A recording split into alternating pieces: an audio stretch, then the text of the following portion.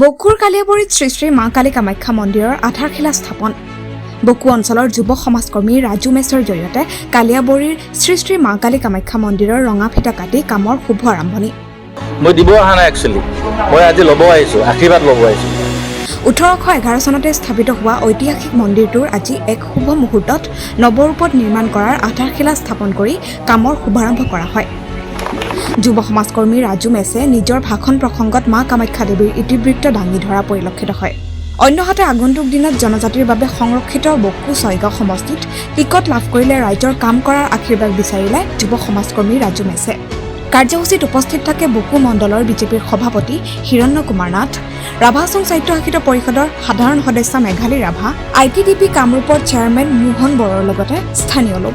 অৱগত মই এই বকো অঞ্চলতে মই খেলা ধূলা কৰি ডাঙৰ দীঘল হোৱাৰ পৰা জন্ম হোৱা ল'ৰা।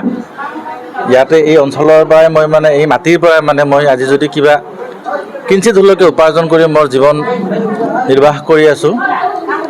এই অঞ্চলৰ মাটিয়ে মোক দিয়া বুলি ধাৰণা কৰিছোঁ, আৰু মাটি মানে মানুহ হয়নে, সেইকাৰণে মই ভাবোঁ কি মোৰ এটা নৈতিক দায়িত্ব আছে। মই কিবা যদি কিঞ্চিত হ'লে আৰ্জিছোঁ, অলপ সমাজক ঘূৰাই দিয়াৰ মোৰ এটা দায়িত্ব এটা আছে। সেই দায়িত্বকে মই স্বীকাৰ কৰি আজি এই কামাখ্যা মন্দিৰৰ মন্দিৰ নিৰ্মাণ যিটো কাৰ্যসূচী ইয়াত মই অংশগ্ৰহণ কৰিছোঁ, আৰু মোৰ সাধ্য অনুযায়ী এই মন্দিৰটোত মই কিবা অলপ আৰ্থিক অনুদান দিয়াৰ কাৰণে মই চেষ্টা কৰিছোঁ। ভগৱানকতো আমি যিমান দিলেও কম, ভগৱানক আমি কি দিম, হয় নে নহয়?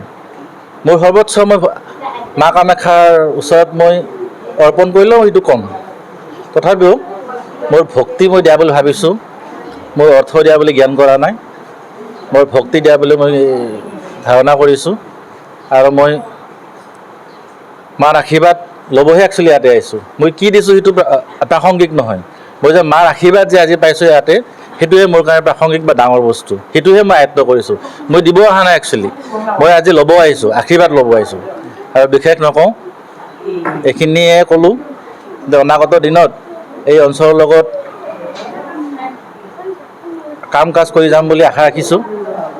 আৰু মই ক'লোঁ যে আৰম্ভণিতে এই অঞ্চলে মোক যি দিছে, মই যি পাইছোঁ এই অঞ্চলৰ পৰা পাইছোঁ, গতিকে মোৰ এটা নৈতিক দায়িত্ব আছে এই অঞ্চলক মই কিবা এটা ঘূৰাই দিয়াৰ কাৰণে। এইখিনিয়ে আৰু।